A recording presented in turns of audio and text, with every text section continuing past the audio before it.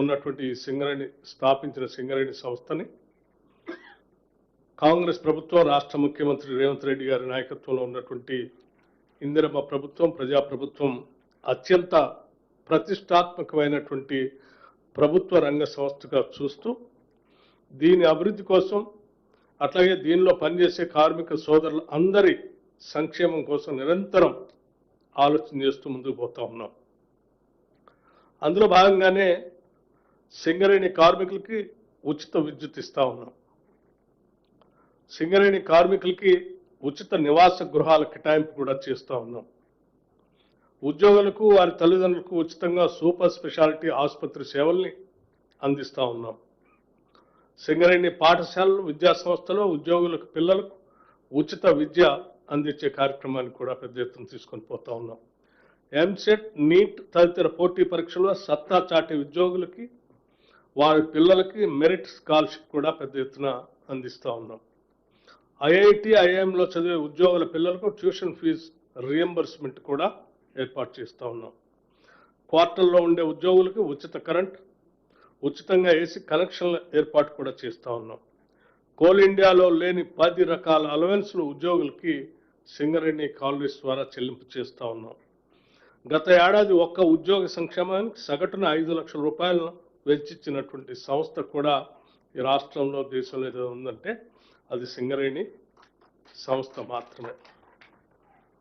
ఇటువంటి సింగరేణి సంస్థకి సుదీర్ఘమైన చరిత్ర కలిగిన సింగరేణి సంస్థకి ఈరోజు పెద్ద ఎత్తున దీని ఉత్పత్తికి దీని అభివృద్ధికి దోహదపడుతున్నటువంటి కార్మిక సంక్షేమాన్ని కూడా దృష్టిలో పెట్టుకొని రాష్ట్ర ప్రభుత్వం సింగరేణి సంస్థ కలిసి ఈరోజు కార్మికుల కోసం పెద్ద ఎత్తున లాభాలని పంచేటువంటి అనౌన్స్మెంట్ కూడా మీ అందరి సమక్షంలో ఈరోజు అనౌన్స్ చేస్తూ ఉన్నాం.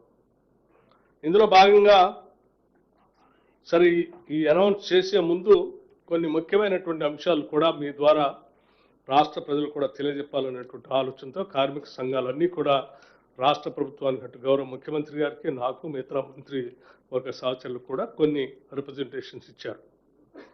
దాంట్లో ప్రధానమైంది గత ప్రభుత్వ సమయంలో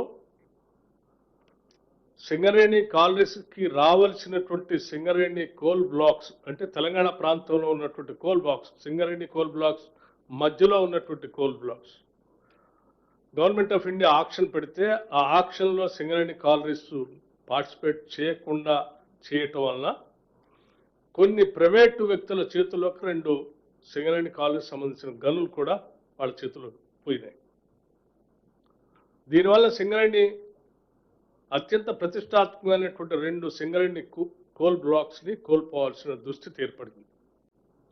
కేవలం సింగరేణి కోల్పోవటమే కాదు, ఆనాటి ప్రభుత్వానికి సన్నిహితులుగా ఉన్నటువంటి కొద్దిమంది పెద్ద మనుషుల చేతుల్లోకి ఈ 2 బ్లాకులు కూడా వెళ్ళేటువంటి పరిస్థితులు ఆ రోజు కల్పించారు. తద్వారా ఈరోజు ఆ 2 బ్లాకులు ఇవాళ ప్రైవేటు వ్యక్తుల చేతుల్లో పోవటం వల్ల మనకి ఆ బ్లాకులు దూరంగా ఉండి పెద్ద ఎత్తున సింగరేణి నష్టపోతా ఉంది. సో కార్మిక సంఘాలు ఈరోజు వచ్చి పెద్ద ఎత్తున రిప్రజెంటేషన్స్ ఆ 2 బ్లాకులు కూడా ఎట్టి పరిస్థితుల్లో సింగరేణి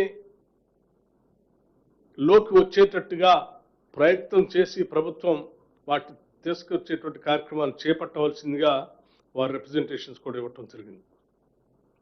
యాజమాన్యం కూడా ఈరోజు అందులో కోల్ పెద్ద ఎత్తున అందుబాటులోకి వచ్చే అవకాశం ఉంది కాబట్టి ఆ 2 బ్లాకులు ఎట్టి పరిస్థితుల్లో పోనీయకుండా మనం తెచ్చుకోవాలని యాజమాన్యం కూడా ఆలోచన చేస్తూ ఉంది.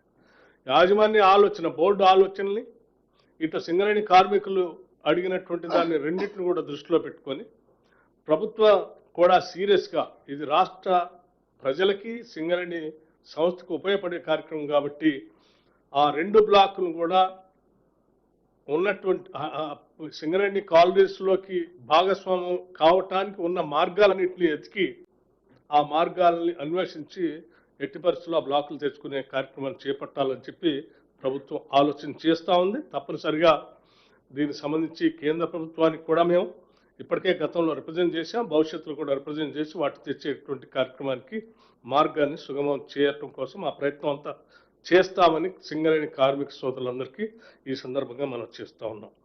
అట్లాగే సింగరేణి కేవలం కోల్ బ్లాక్స్ మైనింగ్ ఒకటే కాకుండా సింగరేణి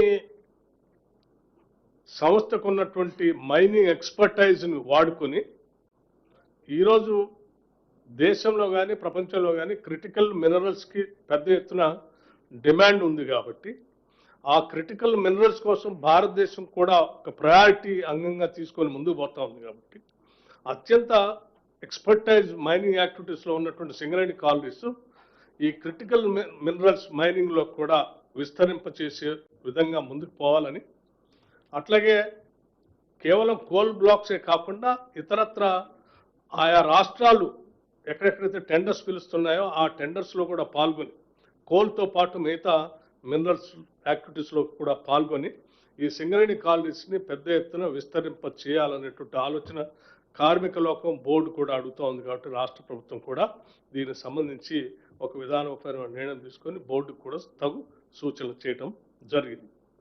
ఇప్పటికే పక్క రాష్ట్రమైనటువంటి కర్ణాటకలో కేంద్ర ప్రభుత్వం అక్కడ ఉన్నటువంటి కాపర్ గోల్డ్ మైన్స్ సంబంధించి టెండర్స్ పిలిస్తే సింగరేణి సంస్థ అందులో పార్టిసిపేట్ చేయటం వలన సింగరేణి సంస్థ 35.7% లో భవిష్యత్తులో ఆ కాపర్ గోల్డ్ మైన్ సంబంధించి మైనింగ్ ఎవరికైతే ఆక్షన్లో వస్తుందో ఆ ఆక్షన్లో పొందినటువంటి వాళ్ళు ఆ మైనింగ్ చేసినంత కాలం సింగరేణికి ఆ రేషియో చెల్లించే విధంగా ఆ టెండర్లో పార్టిసిపేట్ చేయటం, సింగరేణి దాన్ని పొందటం కూడా జరిగిందని చెప్పి మీ అందరికీ నేను మనవి చేస్తా ఉన్నాను. ఇది ఒక మైల్ స్టోన్. అట్లాగే ఈ క్రిటికల్ మినరల్స్ సంబంధించి మనకి ప్రపంచవ్యాప్తంగా ఎక్కడెక్కడైతే క్రిటికల్ మినరల్స్ దొరుకుతున్నాయో వాటన్నిటిని స్టడీ చేసి సింగరేణి కాలనీస్కి అందించడం కోసం ఇప్పటికే కన్సల్టెంట్స్ని కూడా నియమించుకోవడం జరిగింది. దానికి సంబంధించి PwC ప్రైస్ వాటర్ కూపర్ అట్లా KPMG సంస్థకు సంబంధించినటువంటి వాళ్ళని కన్సల్టెంట్స్గా నియమించడం జరిగింది.